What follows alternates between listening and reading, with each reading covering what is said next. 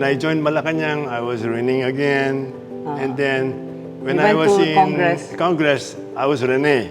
I started in the Congress where I met him. Close friends, relatives would call me Win. We felt that we can trust Serge. After several discussions that we had, we said, let's go. We can trust the guy. It's a high-end construction company, meaning that what you're gonna get are really top quality materials. The amount that you're gonna spend will really go to the house. So in that sense, you're getting your money's worth. So if you have the money, for example, if you have the budget, for example, then go for the Excalibur. For Excalibur, because the company provides the best architectural design, the best quality materials, the best workmanship. You're in good hands. What they presented on the plan is actually being constructed. It's happening on the ground. It's deserving of a feature in Architectural Digest magazine, for example. Excalibur has a way of utilizing space as if the house looks so big. So yun ang one of the better assets of Excalibur. Utilization of limited space. The price is set before construction begins. You know what you're going to spend, and that amount will not go beyond. It will not exceed anymore. So that budget is cast in stone. You know the materials that are going to be used. They're all spelled out in the contract. Even the brand of for example, the electrical wires, the plumbing, they're all stated in that contract. So you as the client, you want finding your way in the dark. Everything is laid out. Parang we were not surprised because we knew what we were getting based on the agreed package. So, and then my brother said, no, you cannot just get any contractor. You have to have someone who can design and who can build. Because if you have a simple house, maybe you won't invite your friends. So I said, okay, I'll build an elegant and luxury house.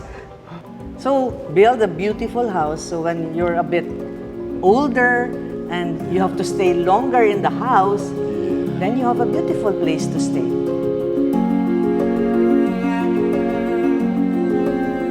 When you see the houses that he built, that Excalibur built, you would say, this is a boutique house. This is not an ordinary house. You see, because it has, in fact, the houses that I saw, the 5 houses that I saw, they have character, okay? The houses have color, they're vibrant, and I think the design is a little bit sexy. The house is really, parang napapalingon ka. You can really, because the other houses are so drab looking. I mean, the colors are gray normally, yung mga adobe style na ano. But then, yung amin, Lady Gaga kami eh. Lady kami, Taylor Swift kami it commands a second look.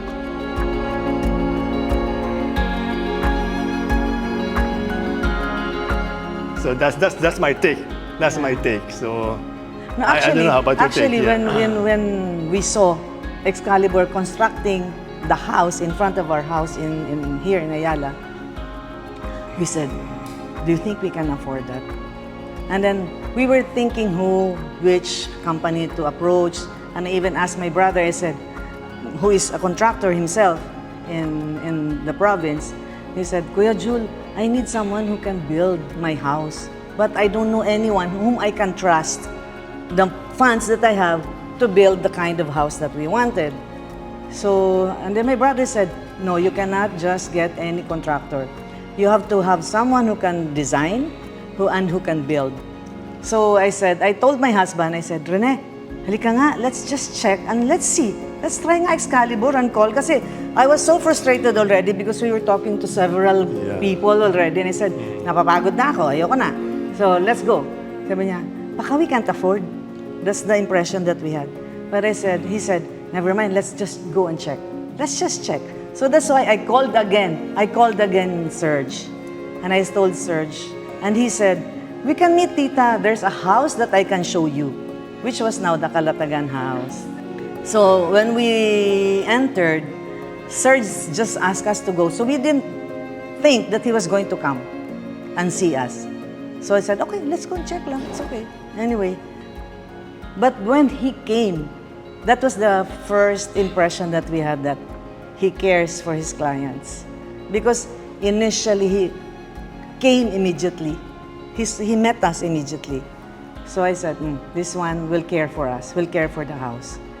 So the discussion happened, the exploratory talk happened, and as he said, there was a realization that what we were getting was actually going to be, the funds that we will be spending is actually going to be put into the building and not into the company.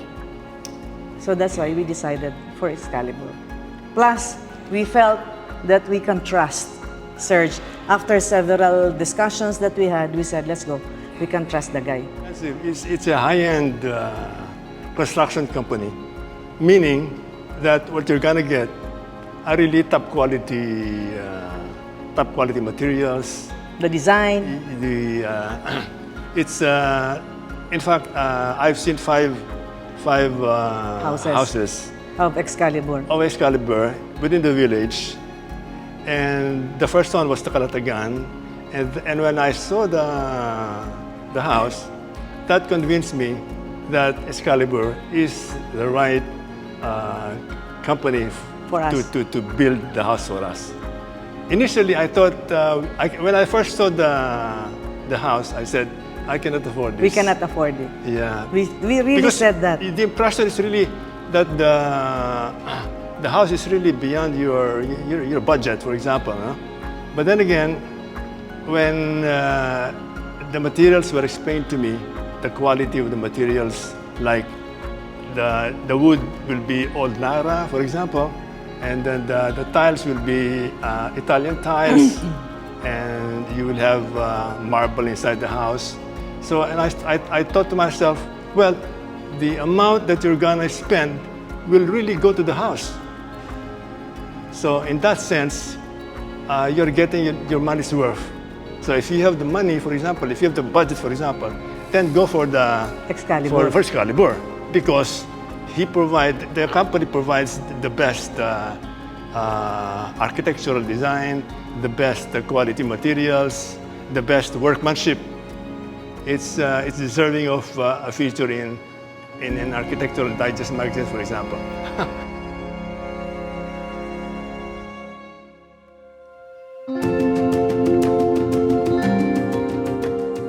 That's the beauty that's the beauty of Excalibur. Excalibur.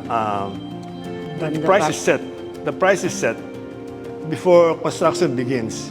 You know what you're gonna spend, and that amount will not go beyond. It will not exceed anymore. So that budget is cast in stone. Okay.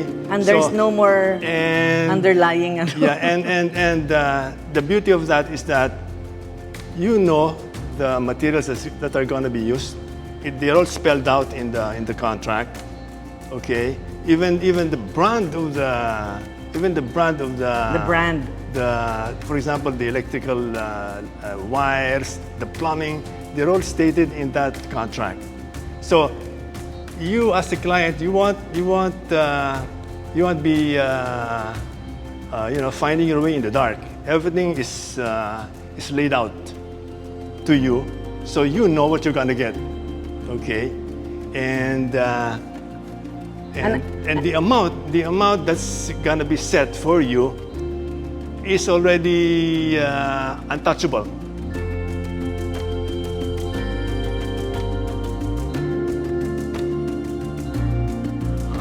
We don't really know much about Excalibur. So what I did is I asked my brother, of course with the permission of Excalibur and Serge, that with the plans that he presented to us, I told my brother, can you please check? Can you just for our what do you, the term ng parang peace of mind, for our peace of mind, can you just check if what he is writing there, the numbers he's putting are correct? that his architects are doing the correct designs. And so, my brother would always come to Manila to check first on the plan that was presented to us. And then he told me, you're okay. The plan is correct.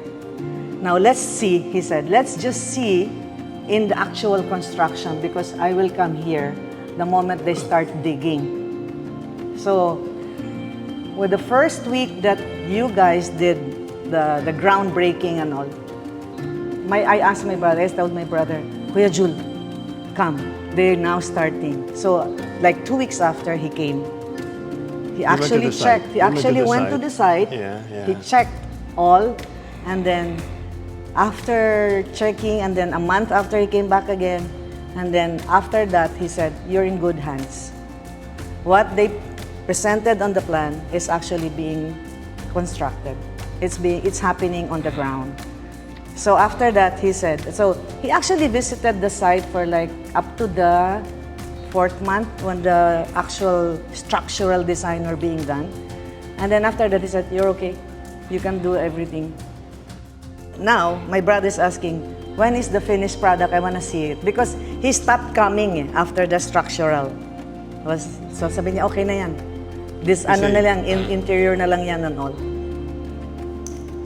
He's a builder of bridges, so he knows bridges, structural roads, integrity. and buildings. He builds. He's with the government, government projects. So when he inspected the house, sabi niya, wow, okay ito. I mean, this will not suffer any structural. And then he was happy with the ano pala. He was happy with the earthquake something. I don't know that. Something that you added on the building. That was he said. This is a good This is a for earthquake. Earthquake, whatever. I don't know. Basta he parang said. Earthquake proof yata or something. Also, he said, "You're okay with the earthquake." He identified. It's an added factor in the construction of the house. I think you added something there. I don't know. Yeah. But we're happy because we were assured. Diba? Yeah. My brother knows me. And he knows that I don't bother with details. I'm more like the macro manager who said, okay, do this, do that, do that. So he said, you cannot do the administration. Number one, you don't have the patience to see the materials and all. So look for someone, an expert, who can be both the design and the builder. And we have Excalibur. So it was actually him who advised me. Because we started talking to an architect, we started talking to an engineer, we started talking to a contractor, and I said, ayoko na. So I called them. I really called my brother. I told my brother, ikaw na lang mag-construct. Sabi niya, it's too far. Kasi nga, province. So when you sign the contract, you know your obligations. Excalibur knows its obligations. So, and the one thing good there is that there will be no change in the pricing. So, as I said, if you sign the contract for, say, 35 million or 40 million, that's it. It won't go beyond anymore. Yeah, well, to be honest, we were not surprised because we knew what we were getting based on the agreed package. I want to be clear. What we're saying it sincerely. We're not being paid to say these things. We are saying this because we are very happy with the company, with Serge. With the finished product, especially with the finished product, the house itself. We're very happy. And I think the relationship evolved more than just a client and supplier.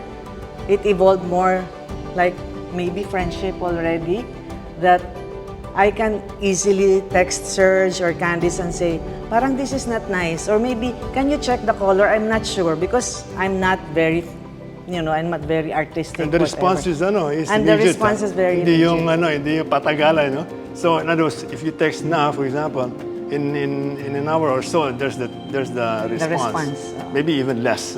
So you that feel gives you confidence that gives you the feeling of, You're being cared for. Yeah, cared Hindi for. ka pinababayaan. you're right, yeah. Yung yeah. ganon. So, that's the thing there. That's the human thing there, yeah. So, yun ang importante. Because what's important is you feel secured. Yeah. You feel confident. Confident, yes. That the project, which is very, very important for us because it's our house, na it's really being properly taken care of by someone who is your builder, who is your designer. And the promise is now the reality, which is now the house. Yeah. And it went beyond the promise, Yeah. to be honest. It went beyond the promise. We are so impressed, very, very impressed. To date, I think the house that Excalibur is building for us is, I think, the most exquisite house in Alabang West. Oo. So far, huh? So far. I mean, to date. Because there are still so many vacant, I don't know, in the future, if Excalibur will build a much, Better. a more elegant upscale, house. more there. elegant. Para napapalingon ka eh. You can really, because the other houses are so drab looking. I mean, the colors are gray normally. Yung mga adobe style na But then, Yung amin, Lady Gaga kami eh. ours Lady is, kami, is, Taylor Swift kami eh. It commands a second look when you pass by that Sabagay, street totoo. going to because that's the main street, di ba? If you pass that by, mapapaningin ko talaga. You can really that house deserves a second look eh. And in fact, the workers there, when we visit, they would say, "Ma'am, some are asking if you're selling." They're asking if it's for sale or... I said, no, we're going to live there. We will enjoy the house. in fact, I was talking to I was staying at the clubhouse waiting for my wife to finish the tennis. I was talking to the guard. Sabi ng guard, "Sir," sabi niya, "build ako sa bahay mo." "Bakit?" Sabi ko. Ako supervise ng delivery ng material, sabi niya eh. Talagang antitibay, Solid sabi niya. daw, solid. Solid ng mga materials na linagay doon, sabi niya. That's the guard, that's the guard. Yung guard, ha? Sabi, talaga, yeah. So, really, sabi ko, kasi ako yung naka-assign sa Siya pag naka-assign. may mga delivery na na sa mga bahay, sa ginagawang bahay, sabi niya, ako yung naka-assign. Tinitingnan ko yung mga sabi niya, ang galing, ang ganda ng mga sabi niya, talagang matitibay, sabi niya. Talagang it's really, sabi niya, maganda yung bahay niyo, sabi niya. Oo. So, yun ang kanyang, without me egging him to give us that information. We were just talking about life there in the village, yeah. And he was one of the guards. Nakasign dun eh. No, actually, everyone in Alabang West is looking forward for us to move into the house because they all ask me if they can come in and see the house. Totoo yun. Because I attended a homeowners meeting. Right. And then, so they asked me to come na because I'll be moving in soon. So everyone, all the residents, sabi nila, "Uy, kailan ka ba matatapos?" Sabi ko, "Why?" "Because we want to go inside your house and see your house."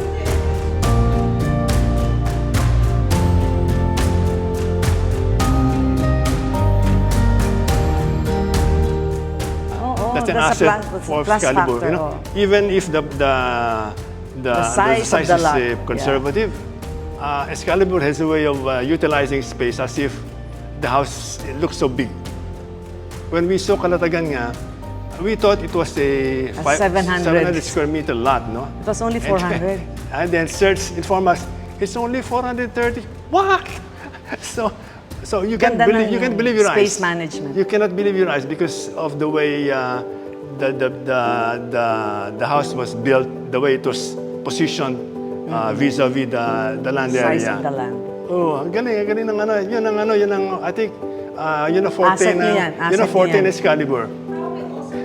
So yun ang one of the better assets of Excalibur. Utilization of limited space.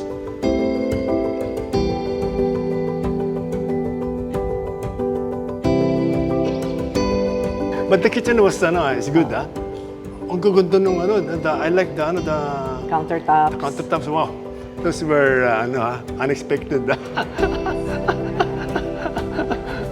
When I go up the stairs and the upper ground when you land, I see my altar. Talaga, to be honest, I didn't expect Serge to design that altar. All I wanted was, I said, i-niche mo lang ng konti, and then I can put my cross there. Remember that I said, just a small niche so I can put my cross. It's a full-blown altar. Ang ganda. Super. I know. When you enter, parang, wow. I mean, when you go up and land on the second floor, impressive yun. I'm impressed. Of course, the living room. You don't need a decor there anymore. That's your decor. Yeah, that's the highlight of the house, is the living room. I mean, the marble, the wall-to-wall. Oh, yun na yun. That's awe-inspiring.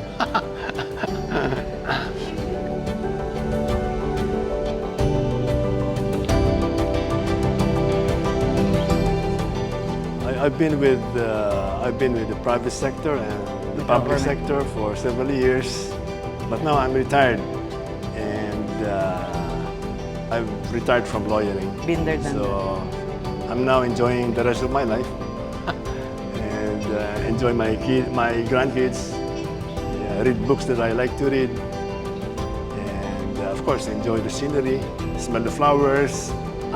And I'll be enjoying my house, my new house, built by Excalibur. Yeah. No, actually, yes. When we were talking about, do we build a luxury house, remember? Yeah. Or not? Or just a simple house because we're retiring anyway. And it was actually my brother again. So, Serge, you should thank my brother. It was my brother again who said, Edwina, he calls me by my real name. Edwina, you are retiring. And as a retired person, most of the time you'll stay home. Stay home. Now, if you build a simple house, okay, you'll have a simple lifestyle again. But then if you build a nice and elegant house and a luxury house, you will enjoy staying in your living room, looking at your beautiful house, having coffee, and inviting your friends. Because if you have a simple house, maybe you won't invite your friends. So I said, okay, I'll build an elegant and luxury house. Kasi we were really thinking of only talagang simple house. So you don't need to get out that often. Just stay in your house and So he said, when you're at home, enjoy your house. You have a good scenery in the house. After enjoying your house, you travel. So what will you do with your money? So build a beautiful house so when you're a bit older and you have to stay longer in the house, then you have a beautiful place to stay. You have all the right amenities. Talaga totoo. And then we realized, and we said, what will we do with the money? Sige, let's build a nice house. An elegant, beautiful, luxury house. So now I'm excited. I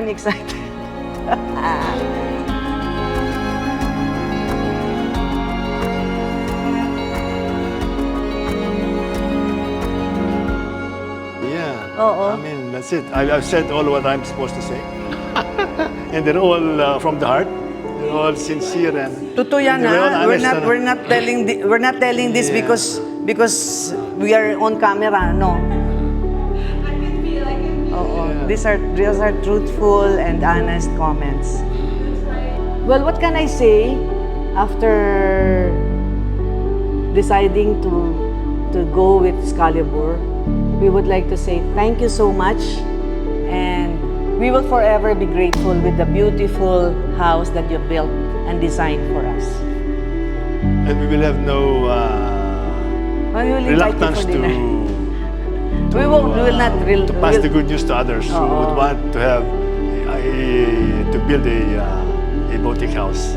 Excalibur will be the first in line. First in their minds. First recall, kumbaga sa brand, first recall has to be Excalibur.